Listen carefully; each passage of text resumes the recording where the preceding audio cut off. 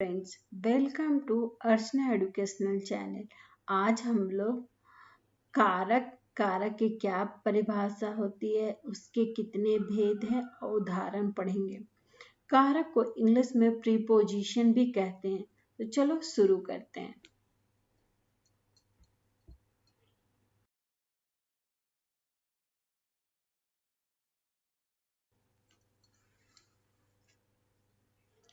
कारक की क्या परिभाषा होती है? कारक क्या होता है? कारक का शब्द का अर्थ होता है क्रिया को करने वाला।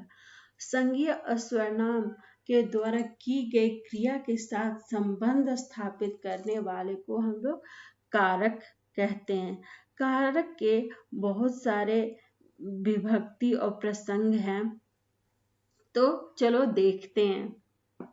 जैसे राम ने रावण को मारा, तो यहाँ राम ने क्या है? कारक हो गया। यहाँ पे ने चिन्ह जो है वो कारक चिन्ह है। रावण को, तो यहाँ पे को क्या चिन्ह है? कारक चिन्ह है। बाण से मारा, तो यहाँ बाण से क्या है? कारक चिन्ह है। रोहन ने पत्र लिखा, तो रोहन ने यहाँ पे क्या है? कारक है। पत्र लिखा, यहाँ पे रोहन क्या है? करता है। लिखना क्या है? क्रिया है। और पत्र क्या है? कर्म है।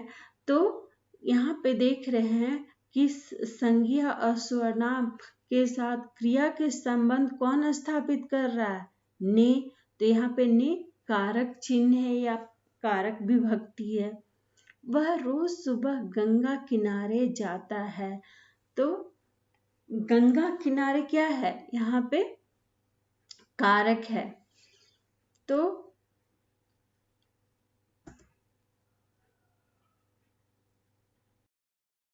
कारक के भेद, कारक के 8 भेद हैं। कर्ता कारक, कर्म कारक, करण कारक, संप्रदान कारक, आपादान कारक, संबंध कारक, अधिकरण कारक, संबोधन कारक।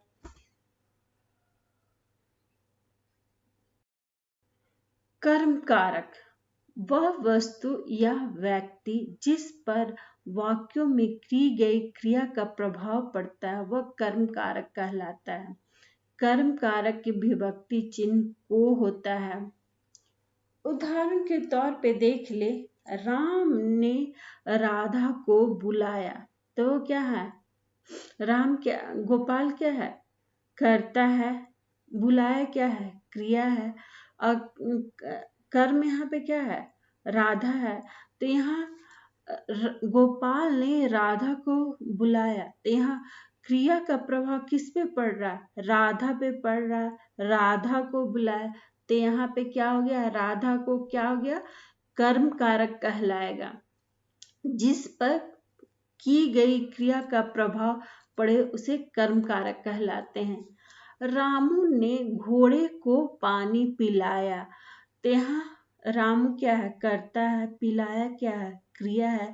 और एक क्रिया द्वारा की गई प्रभाव किस पे पड़ा? घोड़े को पड़ रहा है, घोड़े पर पड़ रहा है। तो यहाँ पे क्या होगा? घोड़े को क्या हो गया? यहाँ कर्म कारक कहलाएगा। माँ ने बच्चे को खाना खिलाया। माँ क्या है? करता है। खिलाया क्या है? क्रिया है। लेकिन क्रिया का प्रभाव किस पे पड़ रहा है? बच्चे पे पड़ रहा है। तो यहाँ बच्चे को क्या हो गया? तो कर्म कारक कहलाएगा। मेरे दोस्त ने कुत्ते को भगाया, तो यहाँ पे मेरे दोस्त क्या है? करता है। भगाया क्या है? क्रिया है। अब कुत्ते क्या है? या कर्म है। तो यहाँ की गई क्रिया का प्रभाव किस पे पड़ रहा है? कुत्ते पर पड़ रहा है। तो यहाँ कुत्ते को क्या हो गया? कर्म कारक कहलाएगा। तो यहाँ पे हम लोग देख रहे हैं, गोपाल ने राधा को बुलाया, तो राधा को क्या हो गया? कर्म कारक हो गया। रामू ने घोड़े को पानी पिलाया, तो यहाँ घोड़े को क्या है? कर्म कारक कहलाएगा। माँ ने बच्चे को खाना खिलाया, बच्चे को क्या है? कर्म कारक कहलाएगा। मेरे दोस्त ने कुत्ते को भगाया, तो कुत्ते को क्या है? यहाँ कर्म कारक कहलाएगा। तो आगे देखते हैं। कर्ता कारक, वाक्यों में जो शब्द कार्य करता है उसे कर्ता कारक कहा जाता है। इस प्रकार के कारक कर्ता द्वारा किए गए कार्यों को दर्शाता है। इसका प्रयोग सदा भूतकाल में होता है एवं इसकी विभक्ति के द्वारा होती है। इसकी पहचान यही है कि इनके वाक्यों में ने लगा रहता है। इसकी विभक्ति चिन्ह ने है। यहाँ पे देख लेते हैं, जैसे राम ने खाना खा लिया, तो यहाँ राम ने क्या है, करता है, खाना क्या है, क्रिया है। तो यहाँ पे हम देखते हैं कि राम द्वारा की गई क्रिया, राम ने खाना खाया, यानी राम यहाँ पे कार्य कर रहा है। राम क्या है, करता है, राम द्वारा यह काम किया जा रहा है, तो इसे कर्ता कारक, राम ने को हम लोग कर्ता कारक कहेंगे। धीरज ने अपना काम कर लिया, तो धीरज क्या है, करता है, काम करना क्या है, क्रिया है। तो यहाँ पे हम लोग देखते हैं किसके द्वारा किया जा रहा है काम, कर्ता के द्वारा, यानी धीरज के द्वारा किया जा रहा है काम। तो धीरज ने क्या हो गया, कर्ता कारक इसको कहेंगे। वैशाली ने यह खा लिया, वैशाली ने यह कहा था, तो वैशाली द्वारा किया जा रहा कार्य, तो वैशाली ने यह कहा था, तो क्या है, वैशाली के द्वारा किया जा रहा है कार्य, तो वैशाली ने क्या बोलेंगे, इसको कर्ता कारक कहेंगे। माता जी ने कुत्ते पाले, माता क्या है, कर्ता है, कुत्ते क्या है, कर्म है, पालना क्या है, क्रिया है। तो यहाँ माता जी द्वारा कार्य हो रहा है, तो माता जी ने क्या कहेंगे, इसे कर्ता कार्य कहेंगे। तुमने क्या लिया, तो यहाँ तुमने क्या लिया, इसे तुमने क्या है, तुम क्या है, करता है, लिया क्या है, क्रिया है, क्या है, कर्म है। तो यहाँ किसके द्वारा किया जा रहा है कार्य, तुम के द्वारा किया जा रहा है कार्य, तो तुमने इसे कर्ता कारक कहेंगे। और इस कर्ता कारक की यही पहचान है, तो इन सारे वाक्यों में ने लगा रहता है, कर्ता के साथ ने जुड़ा रहता है।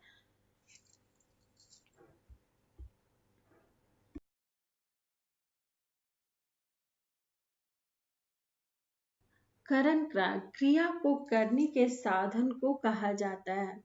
उदाहरण के तौर पर वाक्यों में नीता खिलौने से खेल रही है, तो यहाँ पे क्या है, नीता क्या है, करता है, खेलना क्या है, क्रिया है, लेकिन खिलौने से के साधन के द्वारा खेल रही है, तो यहाँ खिलौना क्या है, करण कारक कहलाएगा। और उदाहरण के तौर पर देख लेते हैं, अनंत ट्रेन से जा रहा है, तो किस साधन से जा रहा है अनंत, ट्रेन से जा रहा है, तो यहाँ ट्रेन से क्या कहेंगे, इसको करण कारक कहेंगे। यहाँ जहाँ के साधन का बोध हो, जहाँ क्रिया किसी साधन के द्वारा किया जा रहा हो, उसे करण कारक कहेंगे। तुम किससे मिलोगे, तो यहाँ पे क्या है, किससे क्या है, साधन है, तो इसे क्या बोलेंगे, तुम किससे मिलोगे, किससे क्या क्या कहेंगे, इसको करण कारक कहेंगे। कौन से देश में विश्व कप खेलोगे, कौन से क्या है, यहाँ साधन है, तो यहाँ पे कौन से क्या कहेंगे, इसको करण कारक कहेंगे। किसके साथ के विश्व कप खेलोगे, कौन से देश के साथ खेलोगे, तो यहाँ पे करण कारक कहेंगे। पाकिस्तान से क्रिकेट मैच जीतना है, तो यहाँ साधन क्या है, पाकिस्तान से, किससे जीतना है मैच, पाकिस्तान से जीतना है, तो पाकिस्तान क्या है, यहाँ साधन है, तो इसे पाकिस्तान से क्या कहेंगे, करण कारक कहेंगे। कृष्ण को राधा से प्रेम है, तो कृष्ण को किससे प्रेम था, यहाँ साधन क्या है, राधा है, तो राधा से इसको क्या कहेंगे, करण कारक कहेंगे। करण कारक की यही पहचान होती है कि उसके साथ से विभक्ति चिन्ह जुड़ा होता है।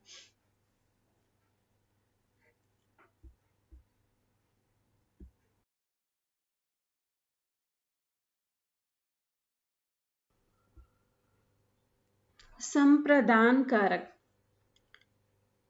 किसी भी वाक्यों में क्रिया को क्रियान्वित करने वाला व्यक्ति, वस्तु अथवा तत्व कर्ता कहलाता है, लेकिन वह जिस व्यक्ति, वस्तु अथवा तत्व के लिए ऐसा करता है उसे संप्रदान कारक कहा जाता है। संप्रदान कारक की विभक्ति के लिए होती है। उसकी पहचान है कि वाक्यों में के लिए लगा रहता है।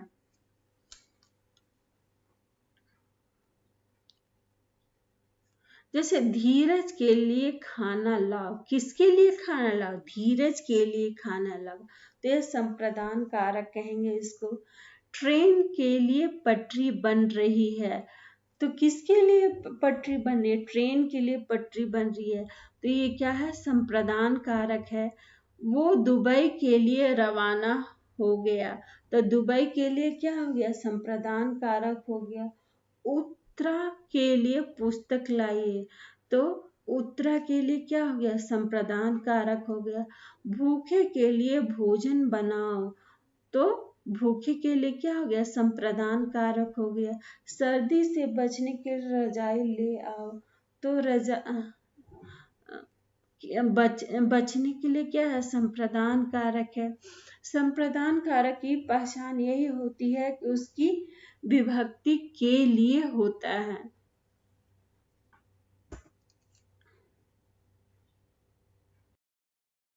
कारक, आपादान कारक किसी भी वस्तु से किसी अन्य वस्तु का विभाजन का बोध कराता है। उस उदाहरण के तौर पर वाक्य में देखें, पेड़ से फल गिरा, तो यहाँ पे देख रहे हैं कि क्या है? पेड़ से फल गिर रहा है, तो पेड़ से फल क्या अलग हो रहा है? तो आपादान कारक की यही पहचान होती है कि वह वस्तु का विभाजन करता है, एक दूसरे से दूर करता है, तो इसे आपादान कारक कहते हैं। तो इसकी विभक्ति चिन्ह से है। जैसे नल से पानी गिर रहा है, यहाँ नल और पानी के बीच में दूरियां हैं, दोनों अलग है। नल और पानी दोनों अलग हो रहे हैं, तो ये क्या है? आपादान कारक की पहचान है। नल से क्या कहेंगे? आपादान कारक कहेंगे। मेरा घर वाहन वहां से दूर है, तो क्या है? मेरा घर और वाहन के बीच में दूरियां हैं, अलगाव है, तो यहाँ क्या होगा? वहां से आपादान कारक इसको कहेंगे। बादल से बारिश हो रही है, तो बादल और बारिश के बीच में अलगाव है, दूरियां, तो बादल से क्या कहलाएंगे? क्या कहेंगे? इसे आपादान कारक कहेंगे। टीना कुत्ते से डरती है, तो यहाँ कुत्ते से क्या है? डरना, और कुत्ते से, ये दोनों के बीच में क्या है? अलगाव है। टीना और कुत्ते के बीच में क्या है? दूरियां हैं, तो इसे आपादान कारक कहेंगे। कलाइयों से घड़ी गिर गई, तो कलाइयों और घड़ी के बीच में क्या है? दूरियां है, अलगाव है, तो यहाँ इसे कलाई से क्या कहेंगे? आपादान कारक कहेंगे। मैं अपना अध्यापक से भय खाता हूँ, यहाँ मैं और अध्यापक के बीच में क्या? अलगाव है, दूरियां हैं, तो इसे क्या कहेंगे? आप अध्यापक से आपादान कारक कहेंगे। कारक संज्ञा या सर्वनाम में संबंध दर्शाने के लिए प्रयोग किया जाता है। संबंध कारक का प्रयोग किन्हीं दो तत्वों, वस्तु अथवा व्यक्तियों के मध्य से संबंध को दर्शाता है। इसकी विभक्ति चिन्ह कई सारे हैं। वे, री, रा, की, के, का, रा। संज्ञा, लिंग या वचन के द्वारा इसकी विभक्ति को बदला जा सकता है। संबंध कारक के उदाहरण देख लेते हैं। कानपुर शिवम का घर है, तो यहाँ क्या है? कानपुर और शिवम के बीच में क्या है? संबंध स्थापित हो रहा है, तो शिवम का क्या है? यहाँ पे संबंध कारक कहेंगे। वह मेरा पुत्र है, तो वह और पुत्र के बीच में क्या है? मेरे और पुत्र के बीच में क्या है, संबंध स्थापित हो रहा है। तो ये क्या है, संबंध कारक इसको कहेंगे। उसके सर में दर्द है, यहाँ पे सर और दर्द के बीच संबंध स्थापित हो रहा है, तो इसे संबंध कारक कहेंगे। ट्रेन की रफ्तार बहुत तेज है, तो यहाँ ट्रेन और रफ्तार के बीच में क्या है, संबंध स्थापित हो रहा है, तो इसे संबंध कारक कहेंगे। ट्रेन की क्या हो गया, संबंध कारक कहेंगे। मैं हिंदी का कवि हूँ, तो यहाँ हिंदी और कवि के बीच में क्या है, संबंध स्थापित हो रहा है, तो हिंदी का यहाँ पे क्या है, संबंध कारक कहेंगे। वह सुरेश की कलम है, तो सुरेश और कलम के बीच में क्या हो रहा है, संबंध स्थापित हो रहा है, तो इसे सुरेश की क्या कहेंगे, संबंध कारक कहेंगे।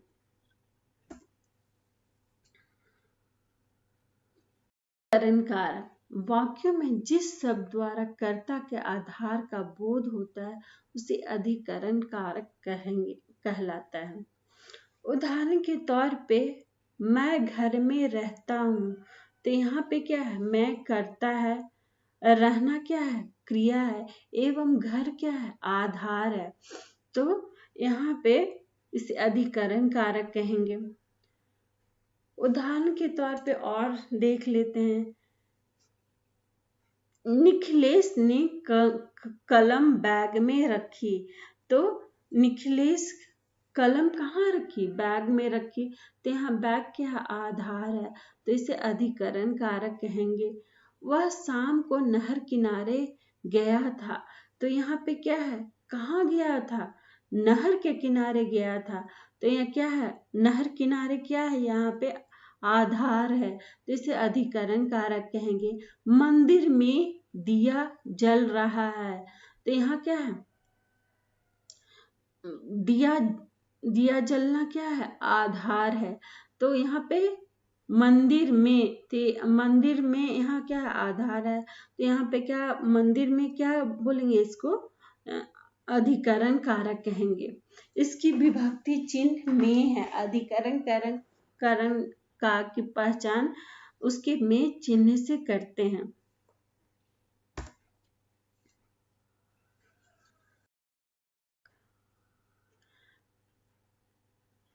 संबोधन कारक का प्रयोग किसी भी को संबोधित करने में किया जाता है, अक्सर चेतावनी देने में, पुकारने में, ध्यान हटाने के लिए इसका किया जाता है। इसकी विभक्ति चिन्ह ये है, हे किसानों लड़ो अपने हक के लिए, तो हे किसानों क्या है, संबोधन कर रहे हैं, तो इसे संबोधन कारक कहेंगे।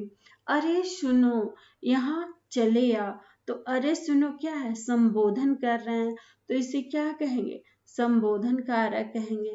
श्रीमती जी अखबार दीजिए, तो यहाँ श्रीमती जी क्या है, संबोधन कारक है।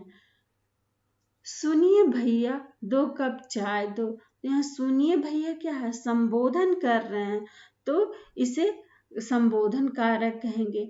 माता जी आप वहां सो जाओ, तो यहाँ माता जी क्या है, संबोधन कारक है, संबोधन कर रहे हैं, तो संबोधन कारक है। जितने भी हे किसानों, अरे सुनो, श्रीमती जी, सुनिए भैया, माता जी, ये क्या है, संबोधन कारक है, संबोधन कर रहे हैं, किसी को बुला रहे हैं, तो इसे संबोधन कारक कहेंगे।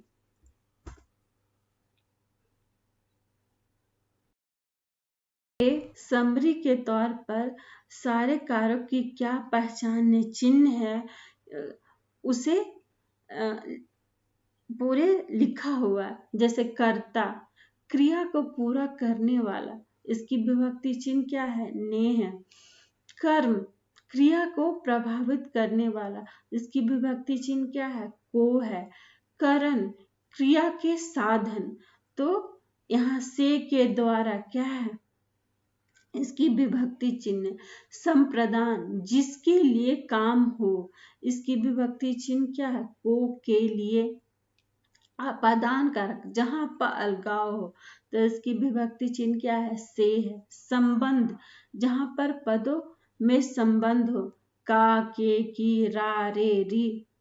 अधिकरण कारक, क्रिया का आधार होना, में, पर, संबोधन, किसी को पुकारना, हे, अरे, हो, ये सारे विभक्ति चिन्ह की सारे कारण की पहचान है।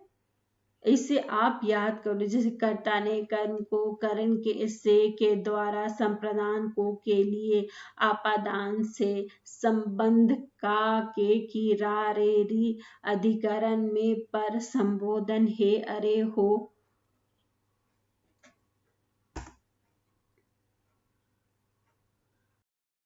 समझती हूँ कि आपको कारक समझ में आ गए होगी। कारक की क्या परिभाषा होती है, उसके कितने भेद हैं, उसके क्या क्या उदाहरण हैं, तो आप सबको समझ में आ गया होगा।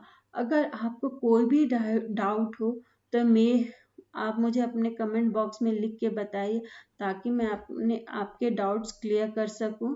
और अगर मेरा ये वीडियो पसंद आया होगा तो मुझे लाइक कीजिए, सब्सक्राइब कीजिए, शेयर कीजिए। धन्यवाद।